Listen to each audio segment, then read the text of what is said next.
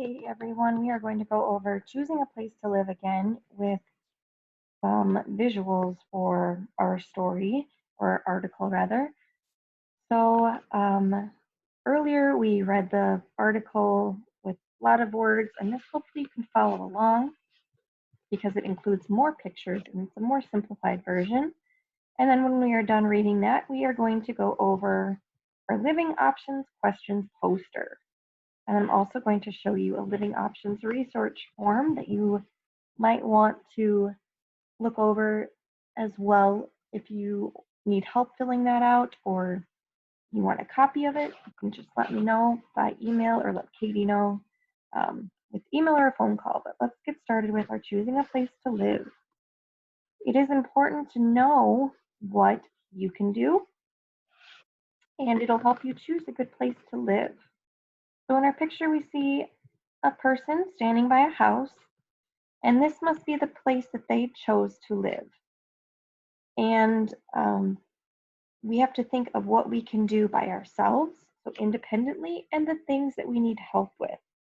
And by knowing what we can do by ourselves and what we need help with, will help us decide what place we want to live. So if I were to buy a house right now, it might not be the best place for me because I would have trouble caring for everything that had to do with a house, the yard work, the plumbing, if that were to go out, um, snow removal.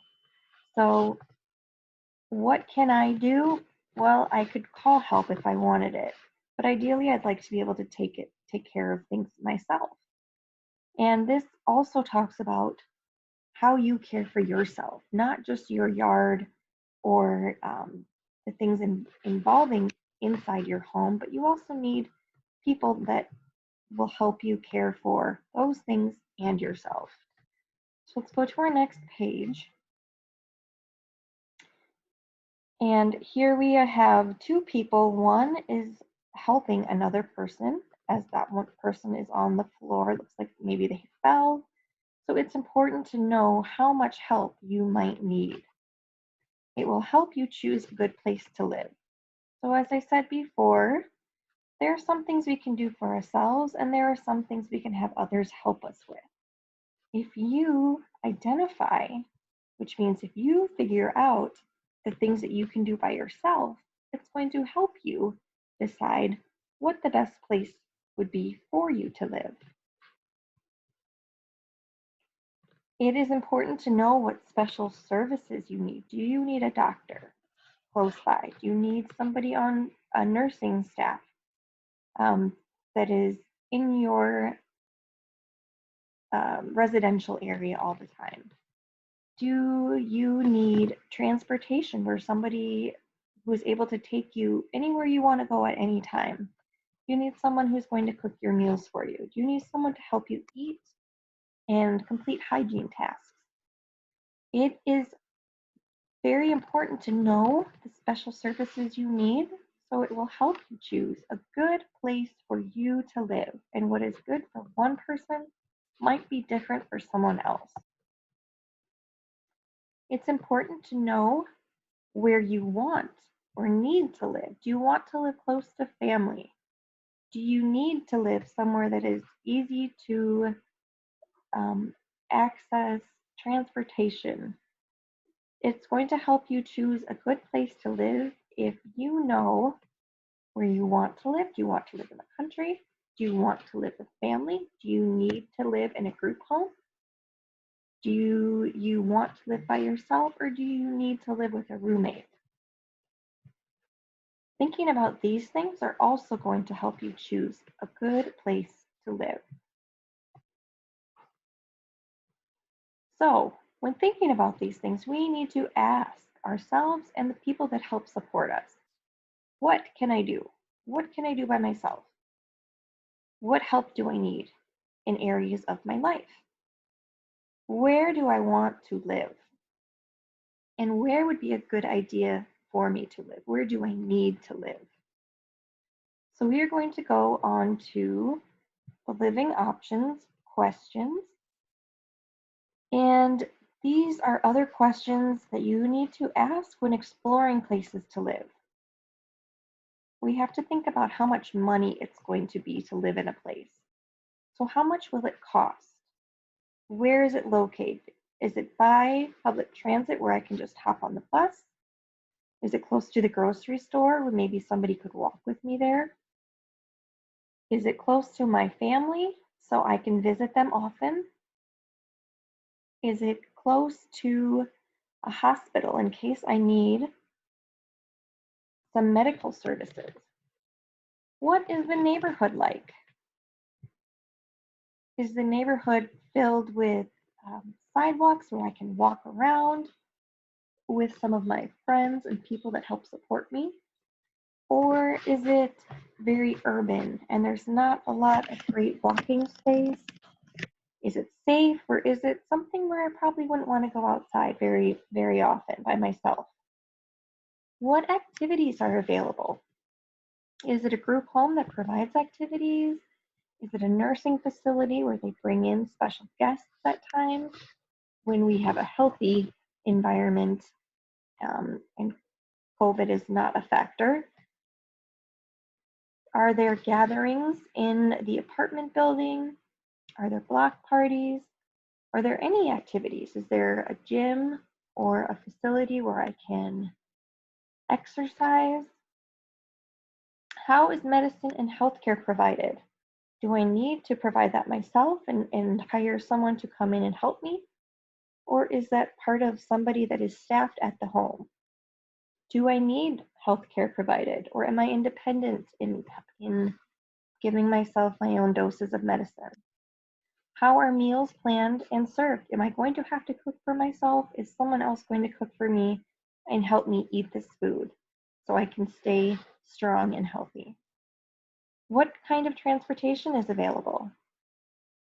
Is there a bus close by? Do I have somebody that can drive me places?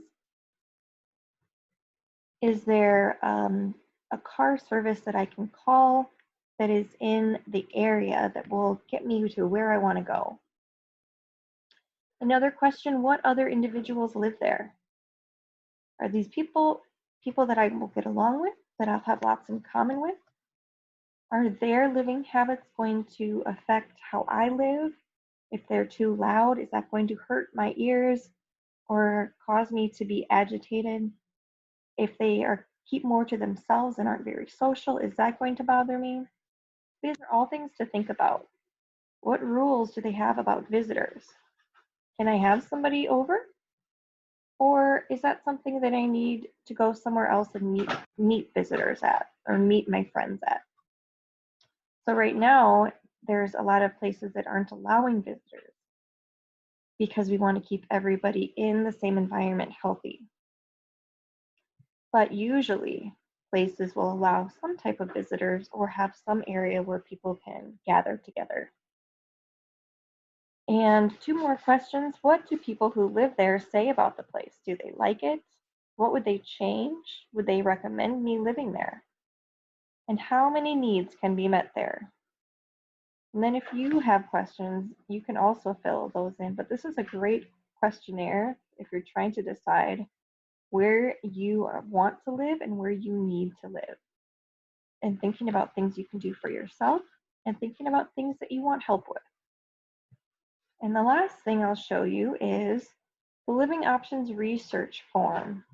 So after you go to these places, you can fill this out or have somebody help you fill this out to keep track of what you liked about it and things that maybe, areas maybe that it didn't quite meet your needs. So you can fill in the place that you visited with the contact name of the person of the place you visited, their phone number, address, and email address. And then you can ask a question about a living option in your community. You can ask something that's very important to you, and then you can write the answers below. And then on the back of this, I would just fill out what I thought if I got a tour of it, or what questions were answered, and what my overall opinion was about this place. Because if you're visiting a few different places or touring to try to decide on where you want to live, it's a good idea to take notes or have somebody help you take notes to remember different information about different places. It's also a great idea to get pictures so you know what you're getting into or to ask for a tour. And if you need help with setting any of that up, you can let Katie or me know, and we will get you in touch with the right people to do that type of thing. Okay, that is it for living options and the research form. So we went over the article, we went over living option questions, we went over the form, and things you have to think about when you are deciding where you want to live and where you need to live. I'll see you next time.